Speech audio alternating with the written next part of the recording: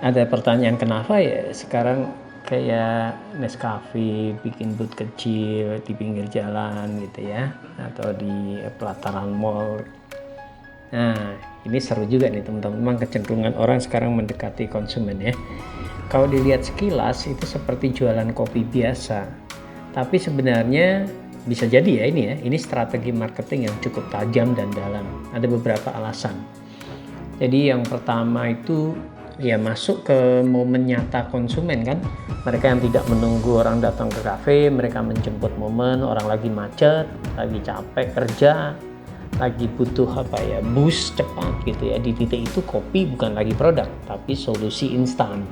Ini menciptakan emotional association gitu, jadi nyambung lah ya, connect ya, butuh semangat Nescafe, nah, kira-kira gitu ya.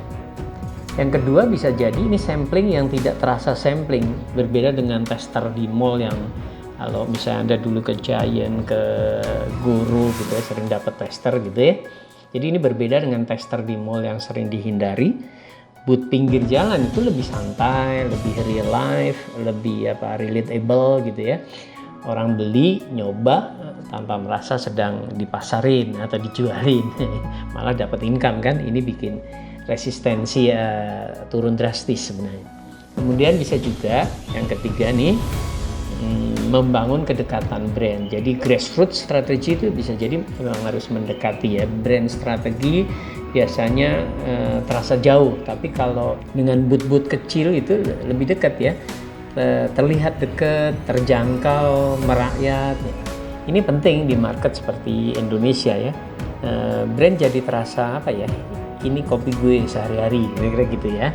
Nah, kemudian bisa juga ini distribusi ya, distribusi plus branding. Nah, kan keren tuh ya. Ini bukan cuma jualan gelas kopi, ini channel distribusi mikro.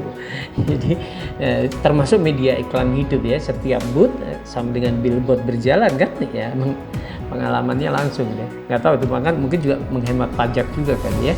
Oke, kemudian bisa juga validasi pasar secara real time ya.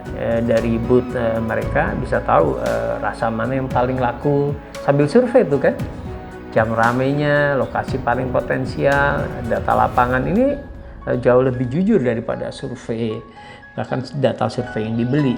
Kemudian bisa jadi yang keenam itu strategi nyolong kerbut pikiran dia, top of mind ya, top of mind yang konsisten. Semakin sering orang lihat logo warna merah khas gitu kan, jadi aktivitas jual kopi. Nah, otak akan otomatis menyimpan tuh kopi cepat, Nescafe gitu ya.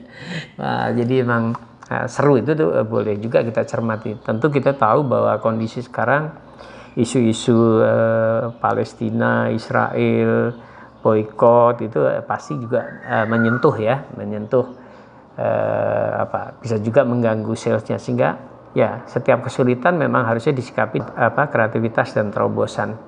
Ya itu kira-kira ya mungkin ada yang benar ada yang salah, tapi bisa juga kita ambil inspirasinya.